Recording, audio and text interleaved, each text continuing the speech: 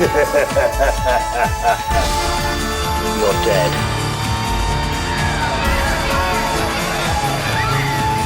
I run things here now. Entities, ghosts, spirits. I've just seen a ghost.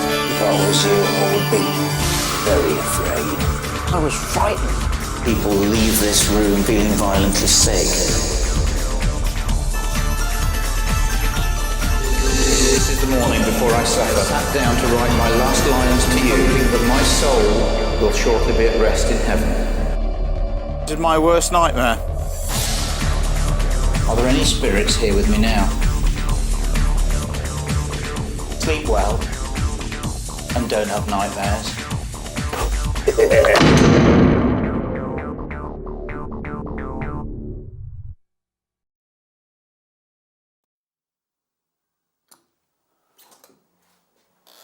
Hello, my name's Richard Felix, and for the past 14 years I've been searching for ghosts, and for the past 7 years I've owned Derby Jail.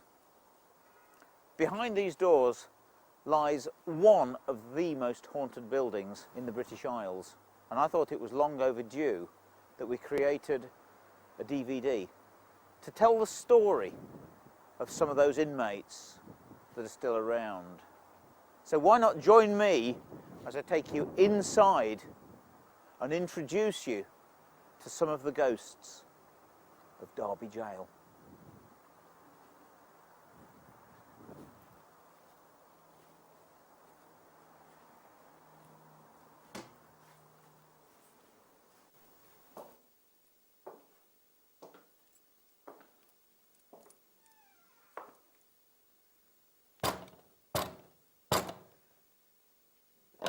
Hey up! Let's think our appointments here. Hang on. I knows your face, don't I? We've had you in here before. I never forgets the face of a felon, you know. I'll open up for you.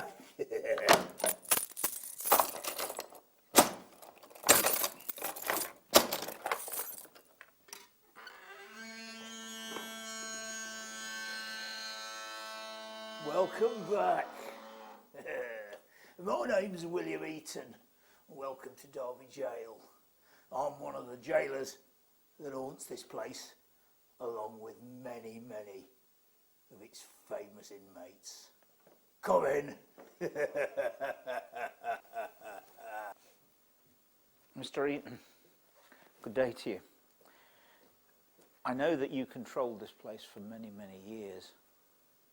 Now, I don't know whether you know this, but you're dead. I run things here now. But if you're prepared to talk to me, I've never ever interviewed a ghost before. Perhaps we could actually find out a few more of the tales of Derby Jail. Is there somewhere we could perhaps go for a brief interview?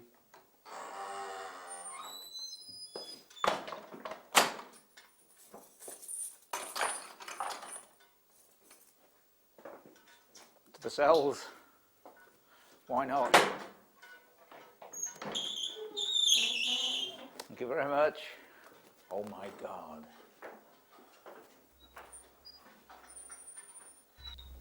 I think that I should be afraid. Yes, if I was you, I would be very afraid. William, is it all right to call you William? No, it won't be all right.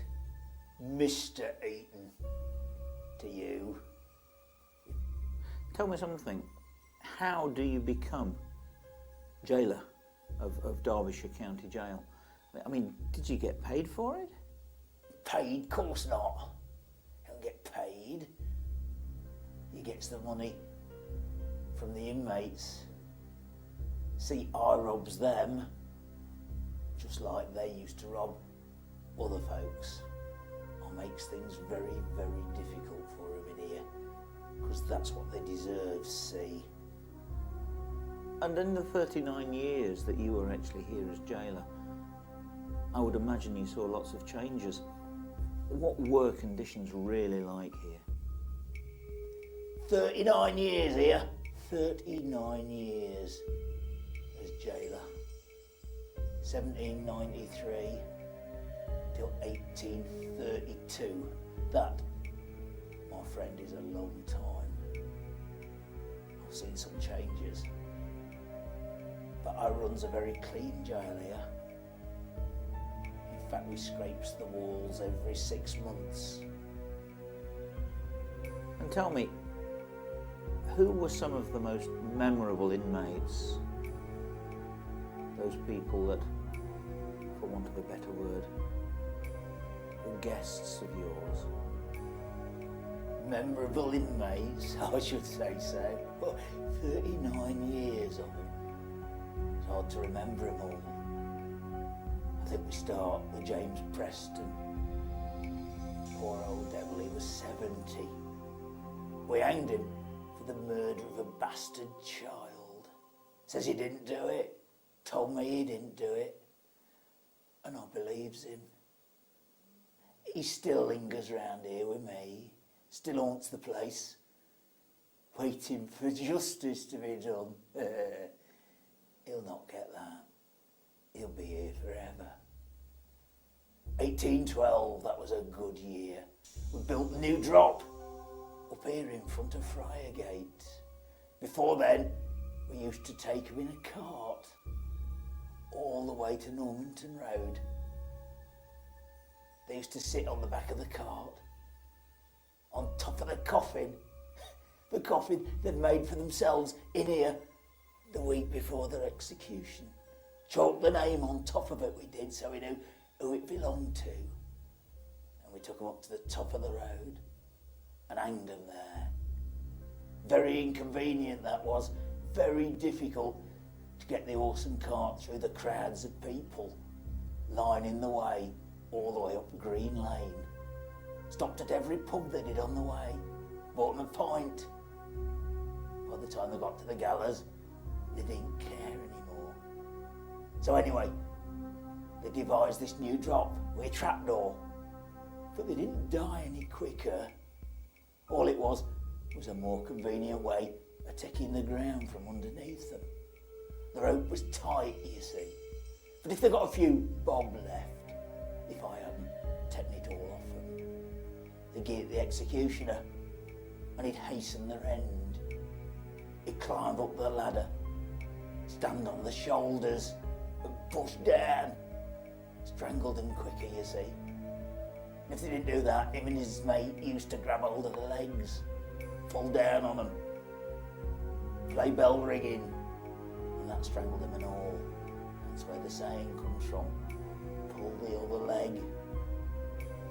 But what about 1817? Did I have a good year? Oh, 4 men hanged for setting fire to haystacks in front of the jail. Poor devils. And then, of course, same year, Pentridge Revolution. Brandreth, Turner and Ludlam. Guess what? Can hang, draw and quarter them they were. The Prince Regent signed the death warrant. So we hanged them for half hour, cut off their heads one at a time. You know, it took them 3 blows to take off Jeremiah Brandreth's head. He wasn't happy about it. Thought he was going to go to hell.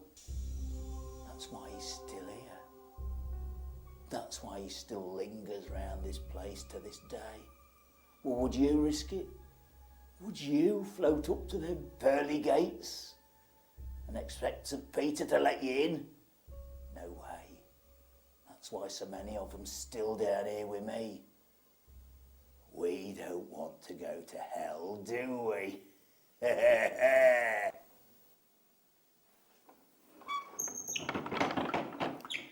Thank you, Mr. Eaton, for that exclusive interview. Really not much point in me bolting you in, is there? I'm standing in the central corridor of Derby Jail. To the left and right hand side of me, prison doors, and behind them, the original prison cells. The building was originally, including the cells down here, 4 stories high and 3 times as long as what you see now. It was built in 1756, the second of 3 county jails here at Derby, and was demolished in 1840. Luckily for us, they preserved the basement cells, the dungeons, the condemned cells, the night cells as foundations for the new tenemented houses that were built in 1840. Before 1588, there wasn't a jail here at Derby. After a statute passed by Henry VIII, giving us the right to have a jail here, it took us until the reign of Queen Elizabeth to build one. Before then, all prisoners were taken to Nottingham, tried and imprisoned there. What I'm going to do is attempt to explain to you why it is so haunted. We're going to be interviewing people who have experienced things down here, including me, and I'll be showing you some of the interiors that are still preserved of this old jail, and at the same time explaining to you why I think this building is so haunted.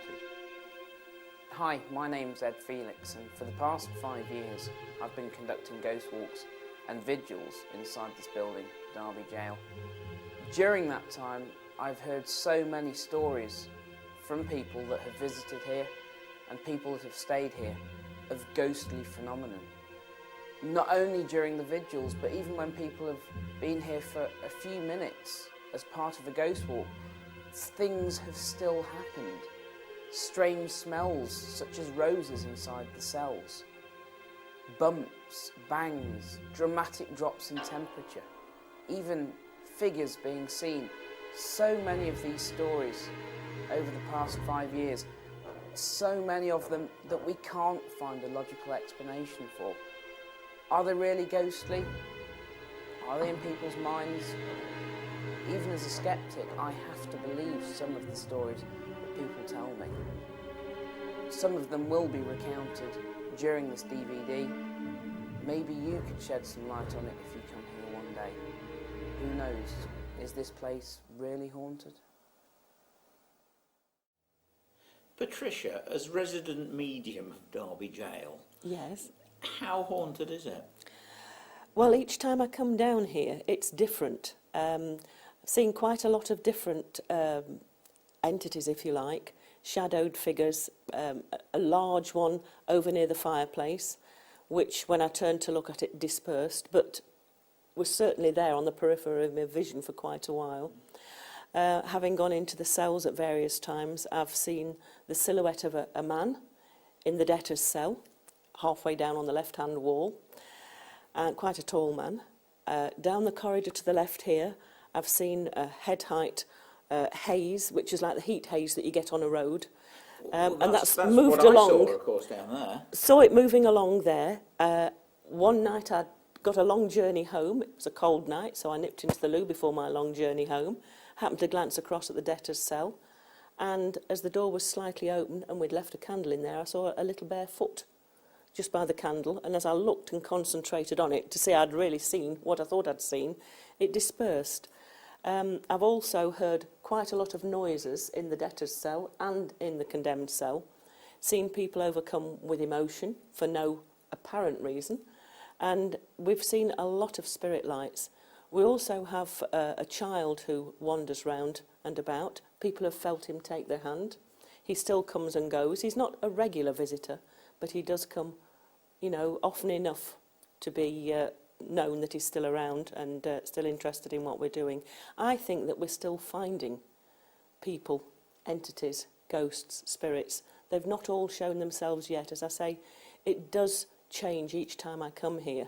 The energies vary, but there are things that are still being found, and it's always interesting, always interesting. So there are lots of different spirits. Lots of different spirits. We're not talking, obviously you see a grey haze, a dark shadow, you hear footsteps. I mean, Yes. that could be the same ghost. It could be, and of course different people work in different ways. They'll sense things in different ways. You get clairsentience, where you will pick up fragrances, emotions, aches and pains, all of this sort of thing, and that may be somebody's forte. That will be how they tune in or communicate. you'll get others that will give you information clairaudiently, and some people will pick up quite strongly in that way. But you'll also get people whose strength is clairvoyance, and they will see things either out there or in here. And so we'll all be getting information in different ways, but some of these informations may overlap. So not quite sure whether they're all the same. Yeah, but in other words, in your opinion, we haven't actually got to the bottom of all of the Absolutely goings-on not. that are here. Absolutely not. No, it's a constant enjoyment and an interest, and there's always something a little bit different, such as when the cell door moved all on its own, the one that's just leaning against the wall in there lurched on its own when we were actually filming and there was nobody touching it. So there's always something new going on. And hopefully more to come. Yes, hopefully so. I'm sure there will be. I don't think we've plumbed the depths, not by a long chalk. Fantastic. Okay. Thanks. You're welcome. You're welcome. This is the corridor where I saw a ghost. It was about 4 years ago. It was the last Friday in November, and it was 3:20 in the afternoon, daylight. I was standing in the kitchen and the telephone went. I answered the phone, and there was nothing farther from my mind than ghosts. Chatting away to this chap from Derby City Council when this grey figure glided down this corridor, and it was only when I looked through this window that I saw it gliding past. It was as grey as grey. It was distinctly grey. It was a haze, but I couldn't see through it, and I can't tell you if it was male or female. Not only did I see it, but I sensed it, and I was frightened. And I actually was talking to the guy on the phone, and I said, I've just seen a ghost. I put the phone down and went to the front of the counter and stuck my head round here, because like everyone else that sees ghosts, I converted straight away to reality. Oh, someone must have come in. We're not open, but they've walked in. And of course there was no one there. I actually lost it, if you like, between here and here. And when I looked through here, it was gone. I went back onto the phone and I said to him, I hope you don't mind, but I may well stay on the phone longer than we'd originally anticipated. Why? He said, what's the problem? I said, because when I put this phone down, I'm alone with what I've just seen. So we chatted for a while, and then I felt a proper fool and thought, well, I have to go now, so put the phone down. And then thought, oh my gosh, I've now got to go through there, out here, and up this corridor, where I've just seen a ghost. It was gone. It wasn't there.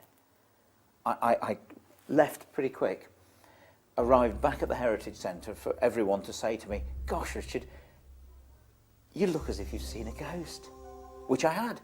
But the amazing thing is that although I was frightened, I felt as if I'd won the lottery.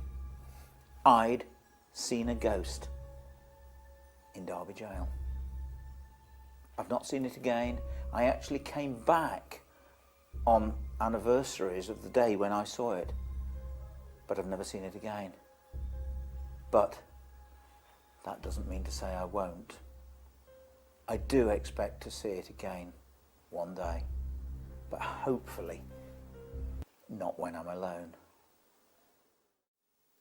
One of the best doors here at Derby Jail is this corridor door, original.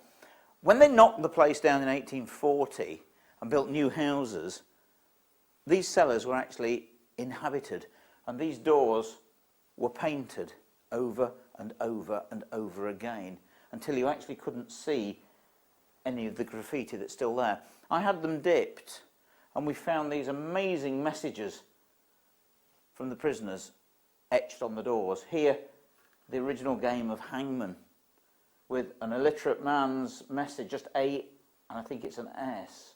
But this one, this is the best of the lot. Two men here about to be hanged. One, his feet are up there, the other's his feet are down there. And underneath it, what we thought was the word pub, P-U-B. But in fact it's not. In the middle there is an 18th century and this is P and B. And underneath it here, 1804. Guess what?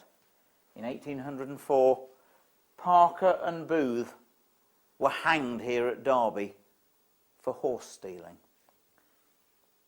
Mr. Booth had been sentenced to death twice in other counties before being hanged at Derby. And he was a 6'4" giant. And even just before their hanging took place, when they scratched their effigies on this door, Booth made himself that much bigger than his accomplice Parker. Yes, I'm Pete, I'm one of the guides, and I take the jail walk at night. And it's going back about 3 weeks now, and we were tidying up after all the paying guests had gone, and I was sweeping up in this area, and Tom was in the back, and he was doing all the putting the dishes in the dishwasher. And he shouts out, "Pete, I think there's somebody coming back," which is quite often a occurrence that happens when people have forgotten an umbrella or gloves or anything like that. And it was raining that night, so we thought nothing of it. I went to the door, opened the door, looked down the corridor, there was nobody there. The footsteps were still coming towards us. By this time Tom joined me, and we both looked down the corridor. Nothing was there, and the footsteps were still coming towards us. Quite bizarre it was. We also had quite an unnerving experience the other night. We were doing a walk, and one of the customers came up to me while we were in the Friary, which is another location that we do visit. And he says, "I used to have a few experiences." He said, "I used to work in the Howard Hotel." He says, "Actually, I used to work in the Friary as well. They were owned by the same company." And he says, "I was the bar manager and everything like that, and eventually became a manager. And while it was the Howard Hotel, which is above the jail," he says, "I went out, used to work in the cellar bar, lock it up at night, and then retire to bed. One night, I was the duty manager. I'd locked up, gone to my room, got in bed, and was asleep. And I was awoken by the night porter. He knocked on the door. He says, "Have you locked somebody downstairs?" To which he replied, "No, I don't think so." So he says, "I think you'll find you have, because the doors are banging." So I got out of bed, went downstairs, and went outside, down the steps, got to the main door, and there it was, banging. Put the key in the door, and the banging stopped. Thought that was quite odd. I was half expecting somebody to be the other side of the door. So I went inside, I forgot my torch, and the light switch is right past where the cells are now. So I went along, but as I was walking along, I was tripping over things. So I said, "Well, what sort of things?" He says, "When I got to the light switch, turned the lights on, all the stools had been pulled out from the cell. What are the cells now were little snug rooms. And they used to have a table and a couple of stools in there. All the stools had been pulled out, haphazardly placed within the corridor. And these are what I'd, an hour before, just swept round the area, and everything was in its place." It was most odd. I mean, we have a couple of the guys that do the scaring have also reported hearing stools moving when they're in here by themselves. So it's something that has happened before. Even more disturbing was the second story that he related. He said he was down here, all the customers had gone, and he was tidying the bar area. He said he was behind the where the dishwasher and everything is, washing the glasses, and he heard a thump on the bar. Quite a loud thump, so he went out to investigate. And they got optics behind the bar. They hadn't been disturbed that night, no new bottles had been fitted, but one of the optics had come off the wall, and it was placed the right way up on the bar. He put it back onto the carrier and went back, carried on washing a few more dishes. He heard another thump, went back outside, investigated again, and a different optic this time had come off, and again it was upturned, lying on the, the right way up on the bar. So he put it back on, third time lucky, went back in and started washing the glasses again. He heard another. At this point, he says he'd had enough and decided to lock the place up for the night and never came back down, that night. He had got a third story, and it related to the hotel, and it was actually the kitchen area of the actual hotel, which was above. He said he'd locked everything up, and he was going around opening up in the morning. He knew where everything was because he'd locked up the night before.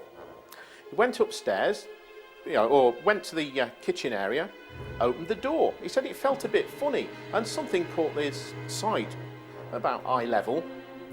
And as he opened the door more, he heard a clatter. And there was all the crockery on the floor, all the knives and forks. And what it was, he'd seen them hovering at eye level and they just dropped. And he'd only cleaned them the night before, placed them out onto the draining board, and they were all in the middle of the floor. It was quite bizarre, but it's interesting to find out people that have worked in the place before it was a jail, of some of the stories that you can then relate to other guests, and they might even come up with some other stories then. It's something that we try to push forward with the guests, that they relate stories to us. So if you do come on the walks, please talk to us. This cell is as haunted as any other, and obviously you know why. The number of people that can't stay in here, that feel sick, that burst into tears, that have to leave, the number of people on seances that we conduct in here that pick up on various spirits that are still around, makes this as haunted as anywhere else in the building. This is the actual trigger object that has become quite famous now and was actually used on this very bed. This is a real prison cot, and it genuinely did move on a piece of paper. The amazing thing about it is that although people may say, yes, someone could have tugged the paper, which they didn't, nobody can explain why or how the paper bubbled up underneath the cross, because there is absolutely no way that anybody could get their hands underneath to make it do that. That was very, very genuine. And I must be honest with you, we've only ever had one person spend the night here alone, a lady from Australia, and she volunteered to stay. The following morning, she asked me if I paid someone to walk up and down the corridor outside. And I said, no, of course not. No, I let you come in for nothing. No, I wouldn't pay anybody to do that. She said, well, someone was. Perhaps it was the cleaners upstairs. And I said, I'm sorry, it's a Saturday night. No cleaners on Saturday night. She said, well, I actually tried to get through the whole night without using my torch. So in other words, she was in here in the dark. But she said, about 3:30, and of course, it's always about 3:30 in the morning. She said, I was lying on this bed in my sleeping bag when I felt something pulling the sleeping bag off me.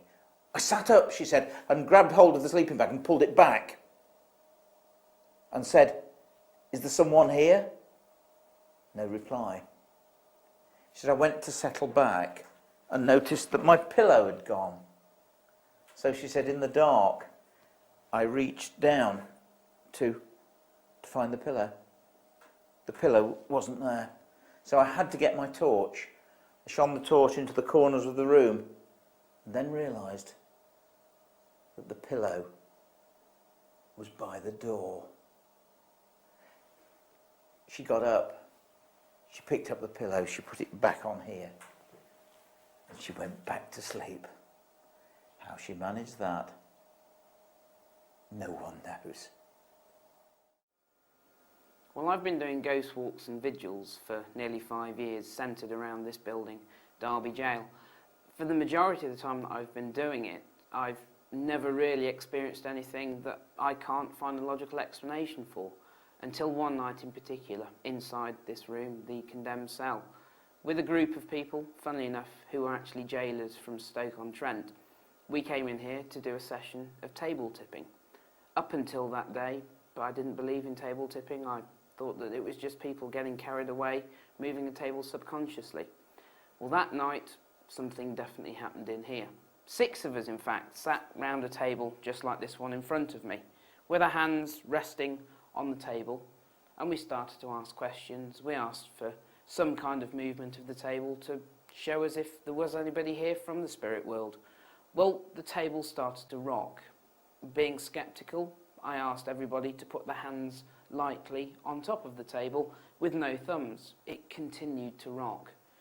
Still asking more questions, the table then started to shift round in sections to the point where two ladies were actually stuck between this table and the wall, pinned up against it. We then travelled from here at the back of the cell in different sections, staggered right up to the door and almost got halfway out into the corridor outside. I'd actually turned the lights on halfway through to try and find if somebody was messing around, if somebody was kicking it. Nobody was doing it. I can't find a logical explanation as to why that happened. Was it ghostly? Was it us getting carried away? I don't know. I'm now in the debtor's cell here at Derby Jail. Not quite so bad. You've actually got a window. You've got daylight. You can see out, which is quite something. The reason we know it's a debtor's cell is because on the door of this cell is an amazing message from J. Taylor of Measham for a £10 debt, 1807. If you owed money, you were imprisoned. You were not allowed out of prison until you'd paid your debts. The idea was that you were allowed out of the jail in the daytime to work in one of the day rooms.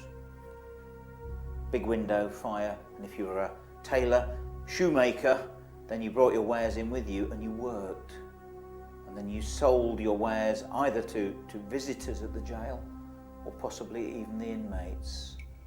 But before you left the jail, you had to pay all of your debts, including the debts of the jailer. That was for extra straw, beer and wines, food and candles.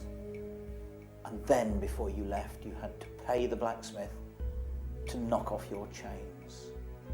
This, again, is very haunted. In fact, some say more haunted than the condemned cell which is next door.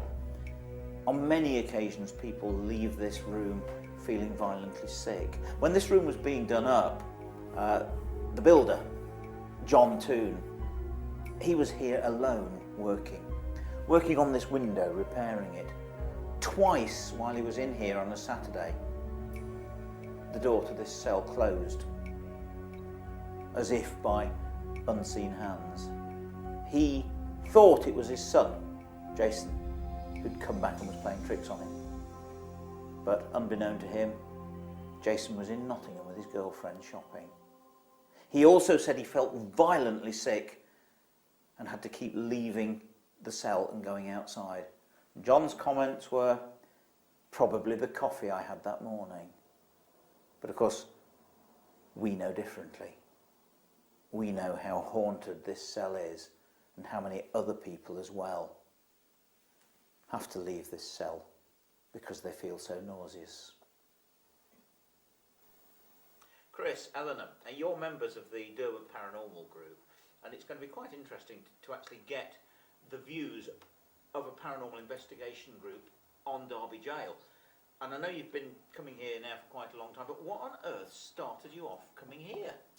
Well, we've been interested in the paranormal for many years, and we caught a programme on Discovery Channel several years back about this place, and couldn't wait to get here.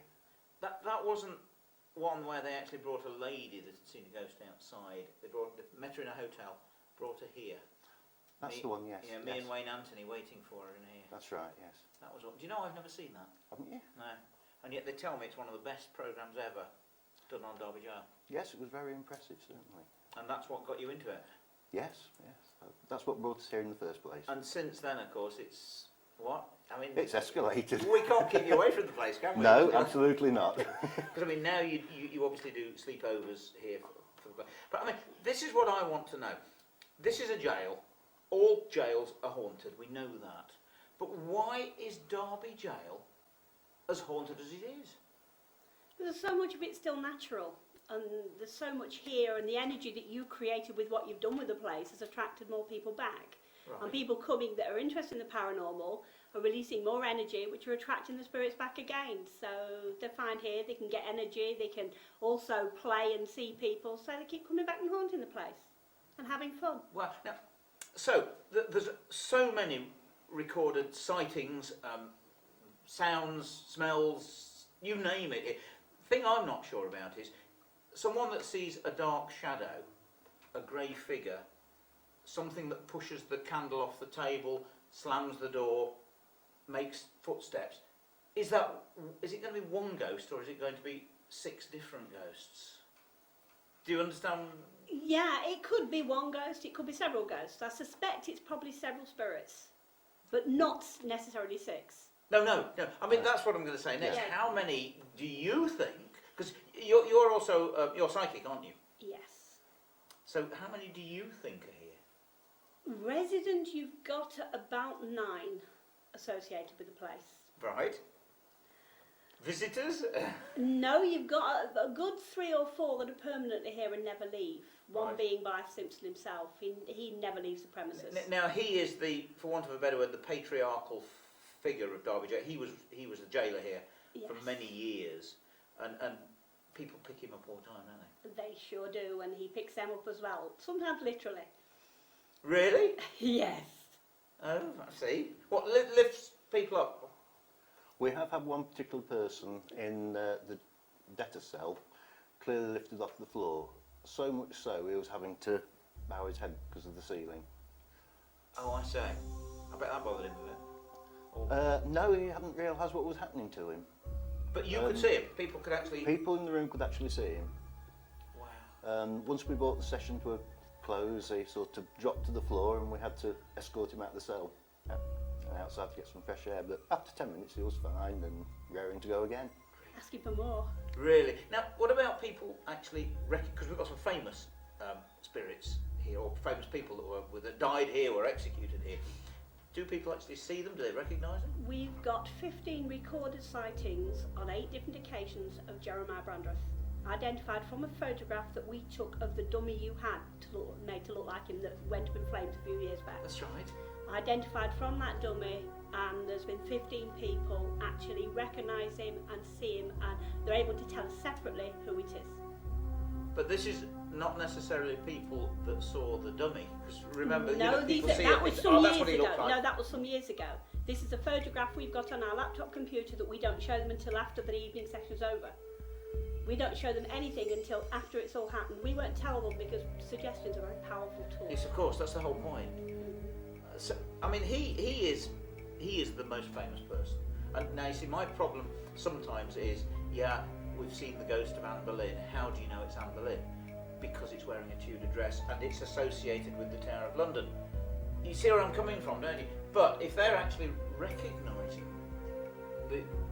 from a picture afterwards, that's different. That's much more authentic for me than just someone because it's wearing a costume similar. Oh, it's that person. No, they see black shadows to start with and they feel something there, right in front of the nose. And then they'll start to focus and the face will come in. They don't see the body, they don't tell us how they're dressed apart from this tricorn hat and the hair, and then they describe him and we show him the photographs later and they actually say yes, that's him, and then we tell them the name. And of course we're getting people coming from all over the country, so they're not aware of Jeremiah They know nothing Brandreth before about they the come place. here. That's the whole Precisely. point, We've isn't had it? them Yeah. from Scotland, right down south. Yeah, and it's still the same person. Still the same person. Any others? Someone called Amos. Mm. He's very distinctive by the fact he's got a patch over one eye and he smells foul. This is a bit. I presume this is Amos Mason Yes, that's that, him. that was executed Yes. here. Yeah. Hence the fact he's obviously still around then. He comes to visit Simpson to get his own back. Really? Do you have arguments and not fights as such, but I mean, in the spirit world between them? Yes, they try and stop each other communicating with us and squabble over things, and yeah. Wow. Now tell me something. Your spirit guide, which Thomas. I didn't know about until you mentioned today. Thomas, I didn't know myself until I read the Penny Dreadful here. because he told me what he'd done. I knew exactly what he'd done. This is Thomas Hopkinson. Yes, I found that a few visits ago when you were actually moving from the Heritage Centre to here. I was reading the Penny Dreadful. Yeah. And it wasn't until I read that I realised that my Thomas is Thomas Hopkinson that was hung for highway robbery.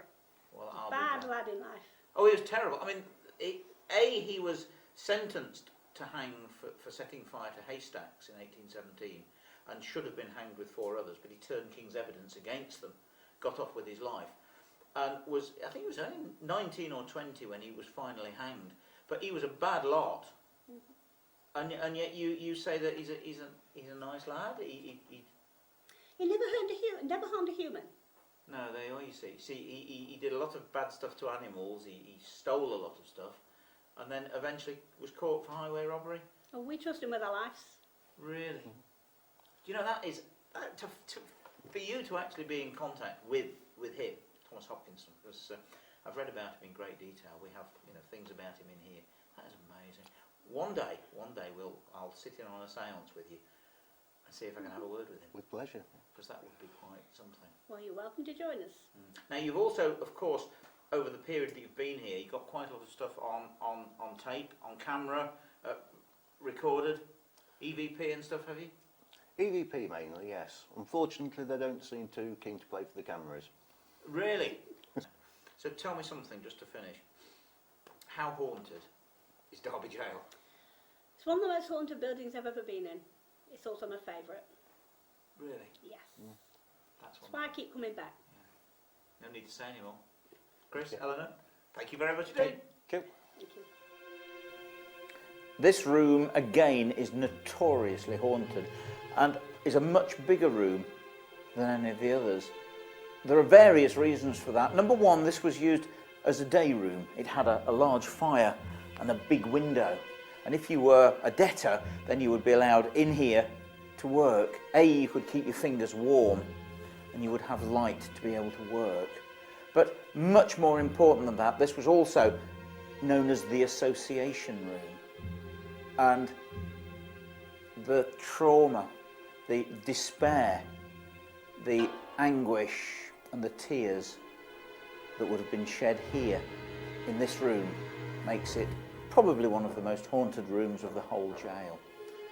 Before you are executed, this is the room you'd be brought to meet your family, to greet your family, to say all of your farewells to your family and your friends, here in this very room. In 1817, before Jeremiah Brandreth was hanged and beheaded, his wife and children walked all the way from Sutton-in-Ashfield to Derby to say their farewells to him here in this very room. And how many more miserable wretches were brought in here to say goodbye to their loved ones. The emotion that must be emblazoned, impregnated into both the stone and bricks here in this room means that it is extremely haunted. Various people have been seen. A man has been seen sitting in a red coat here in the corner. A man with a bald head and a leather body warmer but with no sleeves has been seen in here. Frequently dark shadows are seen in here, and again an awful sense of uneasiness is sensed here in this room. A few years ago we had an email from a gentleman who was finishing a ghost walk, and the email said, "I have ventured this email to save the embarrassment of disbelief. Last night I was on your ghost walk with my wife sitting in the corner at the round table. Your guide was finishing off standing by the doorway, and I noticed a figure that was suspended behind him as if it was hanging from the wood above the door of the cell. It was wearing either a black shawl or a black shroud, and it was above the floor, very gently swaying backwards and forwards. I thought it was one of your lads acting daft, until I realised that no one else in the room was laughing. Even my wife didn't see it." He then went on to say, Could you explain this to me? Could you tell me if anyone has witnessed this before? Which they hadn't. But what we did do was sent him a copy of a penny dreadful here in this room concerning John and Benjamin Jones, burglars from Ashbourne, who hanged themselves in the cell the night before their execution. The following morning, the jailer came to get them out, and he found the two brothers hanging dead from the wood above the door of the cell. The jailer fetched the prison surgeon to bleed them, to revive them, but they were dead, and they buried them beneath the gallows in unconsecrated ground. Now, I don't know whether this room was also used for a period of time as a condemned cell. Did that gentleman actually see one of the two Jones brothers, a reenactment of their suicide, when he saw one of them hanging above the door of this cell? Nobody knows. Now, as the association room, this room would also be used on the morning of a hanging. This was the biggest room down here, and the local magistrates, the High Sheriff, and various invited guests would come here to this room. Before the execution, they would have a hangman's breakfast of devilled kidneys and bacon. And then the condemned would be brought into this room. They would be able to view them, to talk to them. And then the hangman would come in with his rope and his straps and would fix the halter or the rope over the neck of the poor condemned person. The blacksmith would come in here as well and knock off the heavy chains like this that would have been round the neck and round the legs. These would be knocked off before the execution, and the hands would then be bound in front, not at the back, and the legs, of course, were never tied. Then the unfortunate person or persons would be led out of this room with the procession behind them to the gallows. No wonder this room is so haunted. Well, my name's Paul, as you said. I'm one of the lucky few people that get to work here all night long with members of the public. We get to spend literally all night doing fantastic things. We do everything from sounds to glass divination, table tipping, to just plain old vigils where we're sitting in cells in the complete dark. Now, unlike most haunted buildings, we do find that this place, above all others, has such a phenomenal amount of energy just absorbed in the actual foundations of the building, that no matter who comes or what we do, there is always something to find. And even though I've been doing this for over a year and a half now, every night I always find something new, which is phenomenal. Myself as a paranormal investigator, I find it absolutely fascinating that I can always seem to find something new to experiment with. I mean, we can set up night vision cameras, we can walk around with EMF meters, ionization, laser thermometers, all these wonderful gizmos and gadgets to prove to people that the spirits are here. But at the end of the day, you don't need any of them.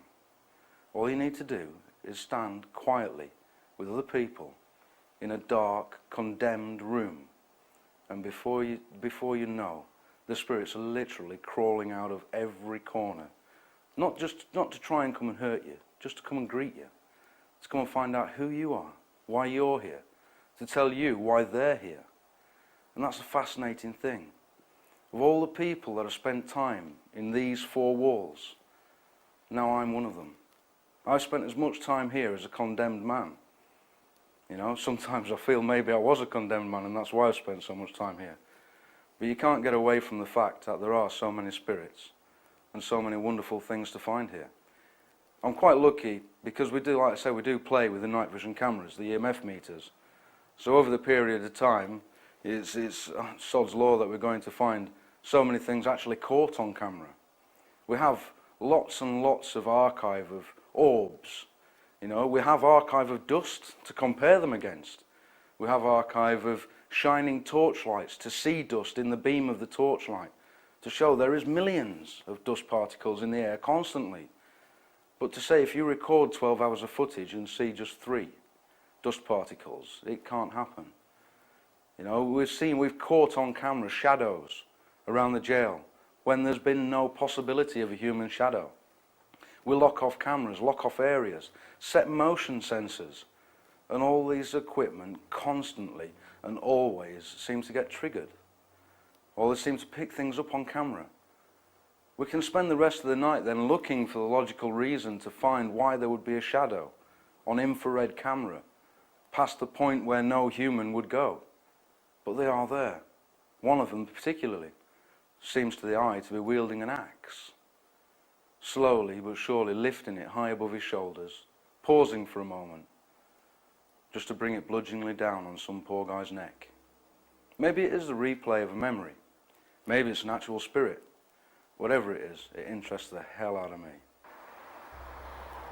After they no longer used the cart to convey the prisoners to the county gallows at the top of Normanton Road, they built what was called the New Drop in 1812, literally behind me, right in the centre of the building.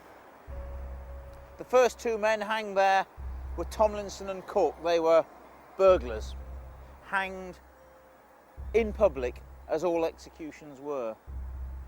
And from 1812 until 1825, when the last public execution took place in front of this building, that of George Batty for rape, there would have been thousands of people here, standing in Friargate, watching the poor wretches kicking, writhing, choking and vomiting here in front of this very building. The best of all, November the 7th, 1817, when the 3 ringleaders of the Pentrich Revolution, Jeremiah Brandreth, George Turner and Isaac Ludlam, were hanged and beheaded here on this very spot. They'd been sentenced to be hanged, drawn and quartered, but the Prince Regent, when signing their death warrant, commuted the drawing and quartering. They were hanged for half an hour, taken down quite dead and laid one at a time on the beheading, drawing and quartering block that had been made specially. 2 black-handled knives were ready, 2 black-handled axes were ready, and sawdust was strewn all over the scaffold. The scaffold was 10 feet high, and there were 6,000 people standing here in Friargate, including the poet Shelley. Soldiers stationed at each end of Friargate in case there was trouble, as they were taken down one at a time, laid on the block and beheaded. The first one was Jeremiah Brandreth.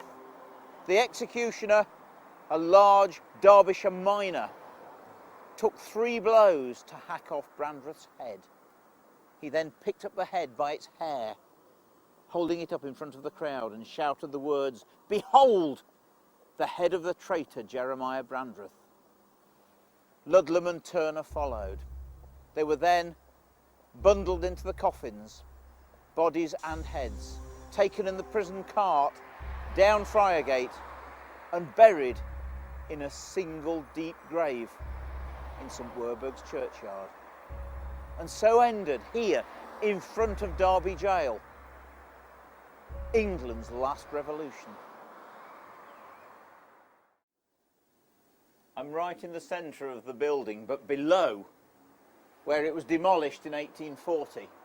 This is new stone. All of this here is the stonework of the original Derby Jail. Here, I only found recently the grill. This is the area where debtors, if they had no money and could do no work, would have to beg.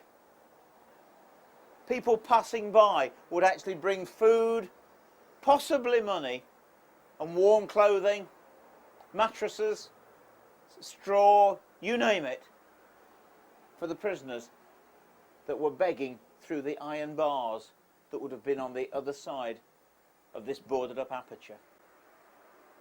Some say that this area is haunted. A lot of people say that many of the ghosts emanate from the central part of the building. And the number of people that I've actually sent off to do vigils in the early hours of the morning and told them to come round here, come down here to this area, sit on the stairs.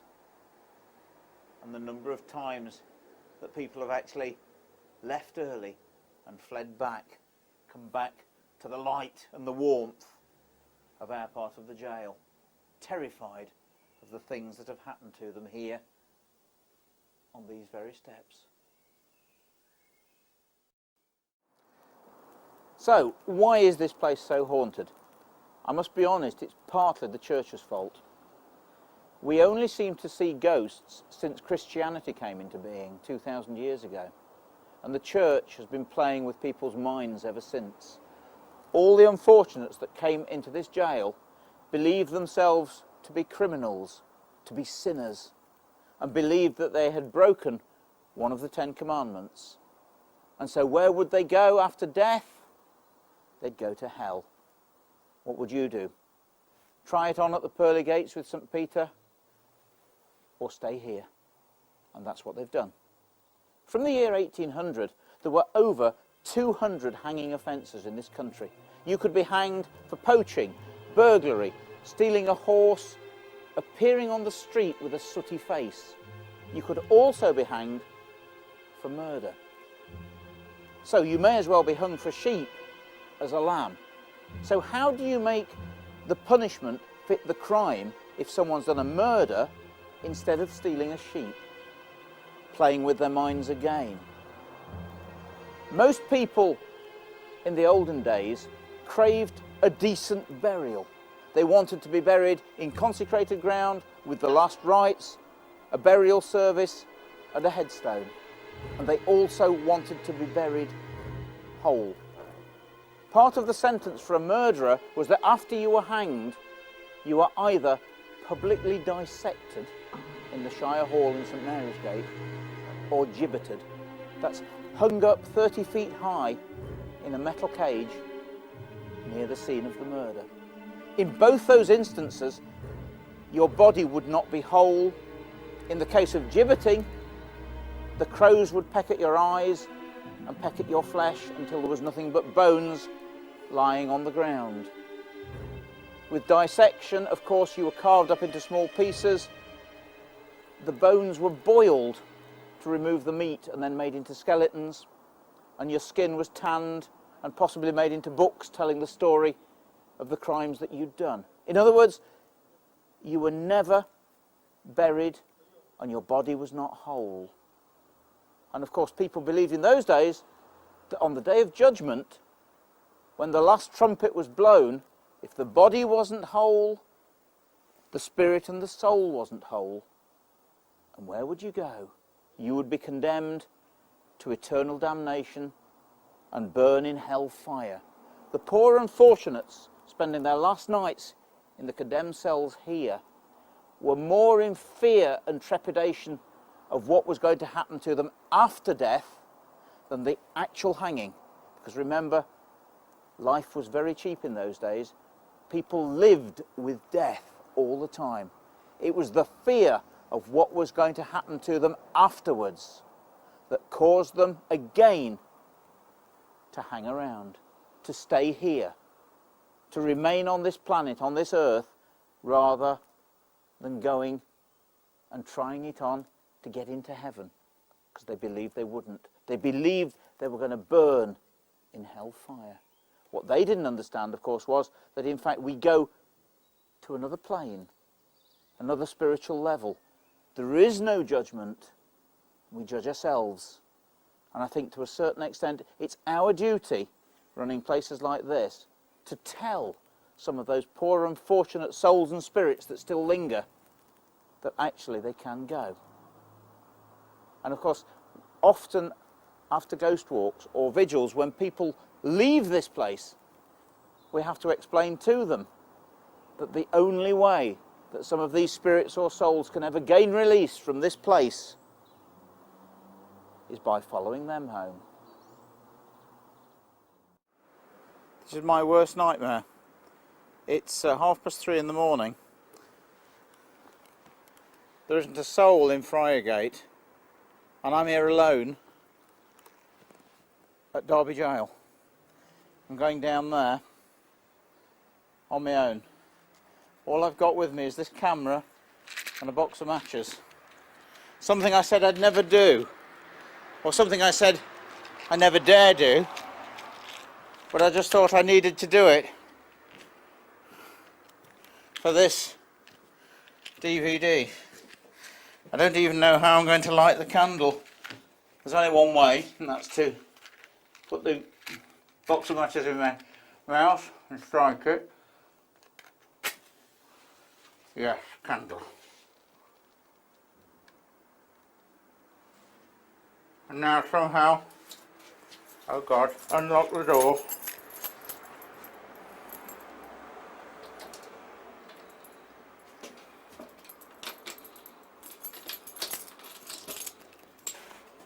Here we go. Oh God. It's just me and whoever's in here. Candle. First time ever. Tell you something. Don't like it. Very quiet. Very still. What I'm going to endeavour to do is to go into the condemned cell on my own. 3:30 in the morning. Here we go.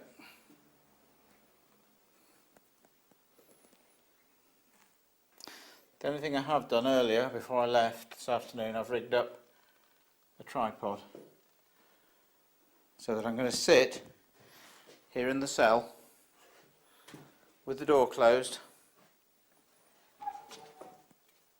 alone, and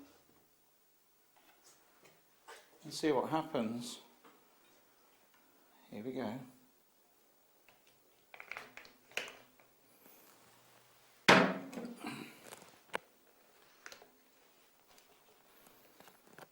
William said, whatever you do, Dad, make sure that the tripod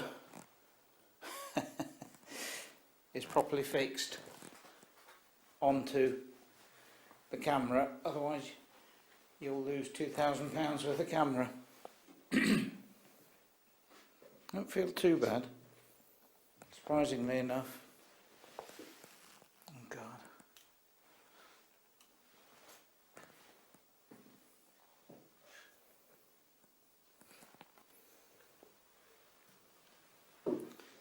Just me, a candle, the condemned cell of Derby Jail.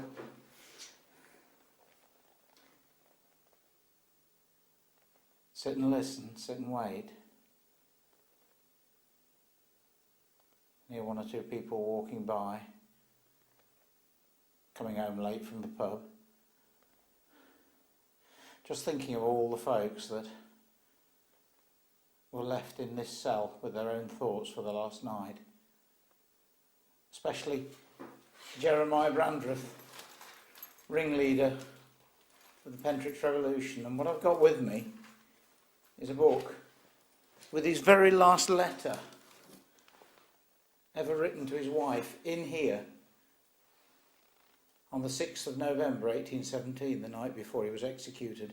I'm going to read a bit of it just to see if for any reason it conjures up his spirit or any others. My beloved wife, this is the morning before I suffer. I have sat down to write my last lines to you, hoping that my soul will shortly be at rest in heaven through the redeeming blood of Christ. I feel no fear in passing through the shadow of death to eternal life. So I hope you will make the promise of God, as I have to your own soul, that we may meet in heaven, where every sorrow will cease and all will be joy and peace, my beloved. My dearly beloved wife, this is the last correspondence I can have with you, so you will make yourself as easy as you possibly can, and I hope God will bless you and comfort you, as he hath me. So, my blessing attend you and the children, and the blessing of God be with you all, now and evermore. Your most affectionate husband, Jeremiah Brandreth. Jeremiah Brandreth, are you here with me now? Are there any spirits here with me now?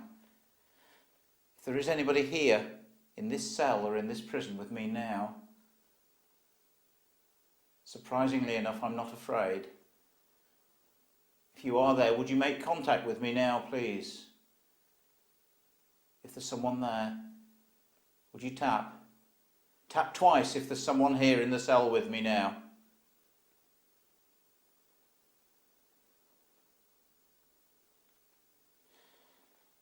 It's quite surprising because although I was terrified to actually come in, I don't feel so bad. As yet I've heard nothing. As yet, like so many other people have, I haven't seen anything, although remember, I've seen a ghost in that corridor. I wondered actually whether I'd be finishing this video by actually running out of this cell. But it looks as if I've got to settle down because I said I'm going to stay here for an hour. But it's not as bad as I thought. So all I can say to you is, I hope you've enjoyed watching this DVD. I hope that one day you all come and make a visit to Derby Jail as well. And I just wonder what's going to happen to me in the next hour. Thanks for watching. Sleep well and don't have nightmares.